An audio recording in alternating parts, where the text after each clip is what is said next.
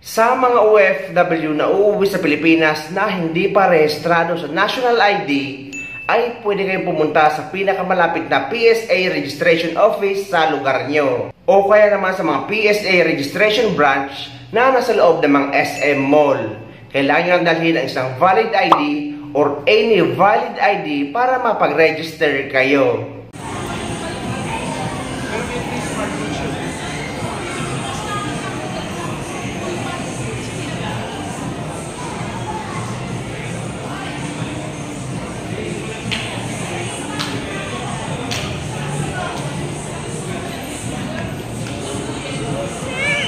Saglit. Register sa any ID lang. Apo, salamat po. Tapos pag mag-check kayo sa kaya pwede. Yung requirements, 2 valid IDs lang po. Okay, sige. ID school ID po, or birth certificate. PSA? Ano po yung PSA? Now, dito? Huh? Pwede po po nito yung PSA? Ay, ang birth certificate po is sa, ano po, sa, ayan na sa Adona. May anunsyo kasi guys na sa susunod na taon ay sisimula ng ipatupad sa mga OFW or sa lahat ng mga pasahero na babalik sa Pilipinas or pupunta sa ibang bansa na gagamitin na ang National ID information sa pag-travel.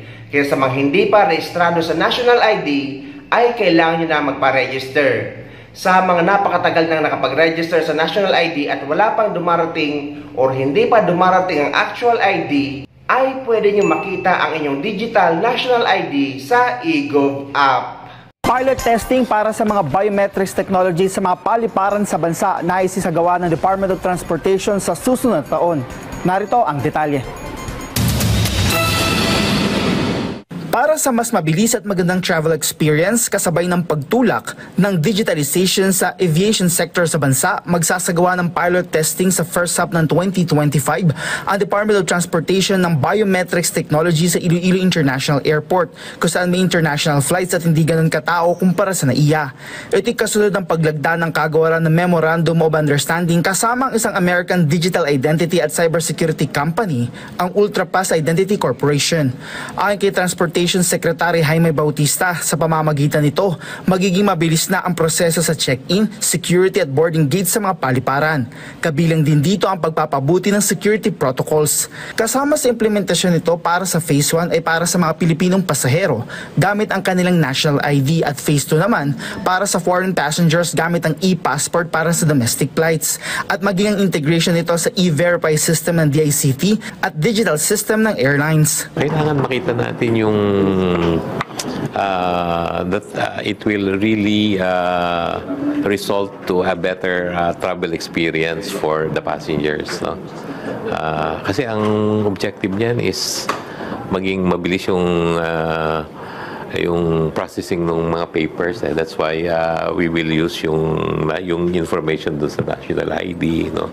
Yung information dun sa e-passports ng mga foreign visitors natin. Ang MOU signing ay kasabay ng kasalukuyang isinasagawang Innovative Technologies for Urban Infrastructure Development Trade Mission ng US Department of Commerce sa bansa sa pangunguna ni Undersecretary of Commerce for International Trade Marisa Lago. That's why I'm here this week leading an impressive delegation of 12 cutting-edge US companies that offer innovative technologies and solutions to help develop sustainable urban infrastructure across the Philippines. Bago nito, una na nagsagawa ang US ng Presidential Trade and Investment Mission noong Marso sa bansa. Part of any pilot in innovation is you have to measure. You have to what are you measuring?